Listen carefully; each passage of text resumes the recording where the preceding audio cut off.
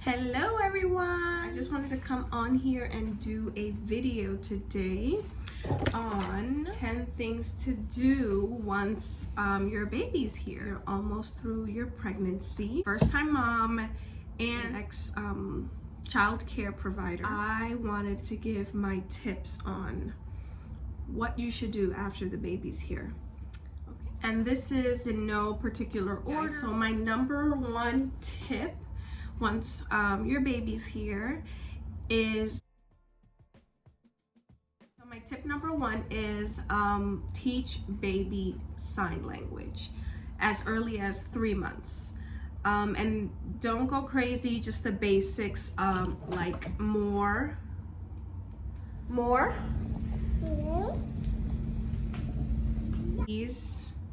please, eat, and milk. Those 4. I would suggest starting with 1 at a time. You have to learn them yourself.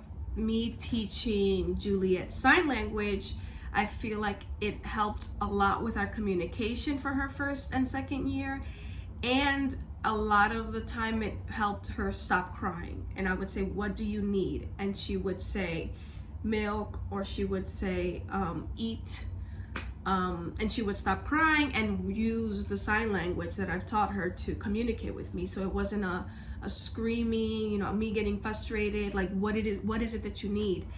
So it took time. I would say don't give up if you feel like it's not working. It is, and just keep practicing every single day. Every time you give the baby milk, you always do this, milk. That's what they're drinking the first year. And eat. I would suggest you, every time you're about to eat yourself or you're gonna feed the baby, always just do this, because they start to connect, like, okay, I'm gonna eat, or she's gonna eat, something along those lines. So teach the baby sign language. I feel like that was so good with Julia, and now she communicates a lot of her needs, basic needs, by doing that. Okay, my second tip would be to narrate every time you open and close something. So let's say, for example, you're doing your hair and you've got this bottle.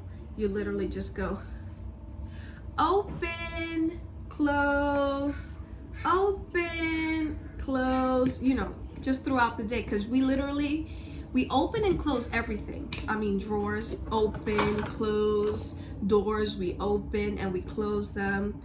And when they start walking, they're gonna open and close everything. So you're gonna realize that they start opening things, and when you say close, they're gonna close it. And Juliet learned that in, I think, around her 12 months or so, she started closing things. She wasn't saying it yet, but when I would say open, she would open it, and when I'd say close, she would close like the thing, because she would want to get into everything. So yes, teach them open and close. My tip number 3 is as soon as they're sitting up on their own, and at least like hold their weight up, I would introduce them to the potty. I would buy them a potty, the light up ones. When you're going to the potty, show them potty and flush, make it exciting. Juliet is going on 2. She still doesn't use the bathroom, but she has a very strong positive connection to the toilet. It's like a toy for her. It's fun. You wait. If you don't talk to them about it, you don't create a positive connection with the potty. When it's time to potty train at like 2 or 3, they're not going to want to know anything about it. They're going to be scared because it's something they've never been introduced before. And so it makes the transition much easier. Juliet is willing to sit on the potty. She doesn't go, but she's willing to sit on it for a while, just to have fun. It's like a toy for her. If I say go potty, she'll go and sit on it on her own. But she has a very positive connection, and it's fun to her. So, and then I get so excited, and she just, you know, because I'm praising her about it, she loves it. So teach your baby to have a positive connection with the toilet. My next tip would be, don't be scared to put the baby on the floor. If you have mopped, if you have swept, if you're putting a mat down, don't be afraid to just put the baby on the floor through tummy time. You don't have to hold the baby all hours of the day. If the baby's fed, if the baby's not crying, let your baby explore and be independent, being okay being alone, being on the floor. Because if they constantly are used to being touched and contact, when they're 3 and they're heavy and they're 30 pounds, 20, 30 pounds, you're gonna be tired and they're gonna be crying because you're not holding them. I think letting them be okay with being on the floor, exploring their surroundings is okay. You don't have to hold the baby just because. And if you're not feeding the baby, if you're not taking the baby somewhere, let the baby be on the floor. Like, they'll be okay, I promise. My next tip is to play with your baby in the dark. So be in a room, turn off the lights, you know, laugh, give them kisses, so you can create a good connection between darkness, so they're not scared once they're older.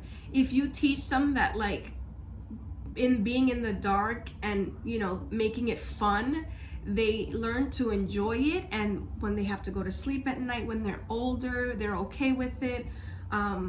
They're, you know, just create positive associations for things that when they're 3, 4, they're not like waking you up at 2 in the morning. Want to help them be as independent as possible, as early as possible, with just them being able to navigate themselves. Probably gonna get backlash for this, but my next tip is skip purees. Just blended fruit. I don't think it helps them to be good eaters when they're older. I kind of completely skipped purees for her. I went into steaming broccoli and, you know, from her, or blending broccoli in her milk, blending avocados in her milk, so still that watery consistent, and then just giving her like a mango pit, some mango on it still, so that she can get accustomed to flavors really early on. Such a good eater. She'll eat anything and everything. Like, she'll eat onions, she'll eat a salad. I introduce as many things as possible early on that are not like choking hazards. So if like the bigger, like a mango seed, she can't swallow that. That's perfect. They can't swallow that. A peach, you can take the pit out, but, you know, they can just put it on their mouth, their flavors get into their tongue and things like that. Celery, give that baby a celery stick. Yes, they have to get associated with flavors that are not so good so that it's normal to them. Then you start introducing cookies and candy later on, then that's all they're gonna want. But if you start associated like the healthy things that are gonna be in their soups and their foods, when they start eating foods like chicken with like peppers, they're gonna eat it because you've created a positive connection, and their taste buds, you've created connection where their taste buds are used to these kinds of flavors, so they're willing to eat them. My next tip is let the baby take short naps in their car seat. It helps because realistically, baby's born 6 months down the road, you're gonna get invited to baby showers, weddings, birthday parties, just get-togethers, I mean holidays. And me personally, I didn't want the excuse to be was, oh, I have to go home because Juliet will only sleep in her bed. Like, no. So we taught Juliet to be comfortable sleeping in her car seat for like at least 30 minutes, an hour. You're gonna go on road trips. You don't want a screaming baby because they're not used to it on a road trip. I mean, so set yourself up for success and let the baby have a few naps in their car seat. Not an extended amount of time, like 2-3 hours, but 45 minutes so they can like get familiar with that position. I think it's perfect. Have a much easier first 2 years very fast. My next tip is leave the house. Leave the house with the baby, or leave the house without the baby, but you have to leave the house. Leave the house, take a walk with the baby, just get some sunlight. It's not gonna hurt the baby. I mean, you gotta leave the house. You gotta leave the house. Do your nails. Get your hair done. Go get a massage. Leave the baby with dad. He's 100% capable, just like me. And he would help, and I would go do my nails. I would go do my hair, and I felt really good about myself. So when I came back to be with my baby, I was taking care of her without any sort of resentment. Go take a shower. And not just like, oh, can I take a shower? No, you simply say, I'm going to take a shower. Watch the baby, please. You don't ask for permission to take a shower. But I can imagine there are moms who feel the need to ask for permission. You don't have to ask permission to shower. It is a basic necessity, and you can go shower while dad or whoever's helping you is watching the baby, okay? My next tip is to buy earplugs. So during that first or second year, there's gonna be times where your baby's just maybe crying. Maybe not. They're just crying nonstop, and it's a piercing sound to your ear, and you can feel yourself getting frustrated. So I would wear earplugs to mute the sound, and it would make it more manageable for me, so I wouldn't get as frustrated. But yeah, wear earplugs. And my final tip is to teach your children to clean up early on. So as soon as they're walking, which is about 8 to 12 months, maybe a little bit later, as soon as they're walking, teach them to pick things up off the floor, because they're gonna grow up throwing things on the floor, and they just throw something, they keep walking, and then their mind is on the next thing.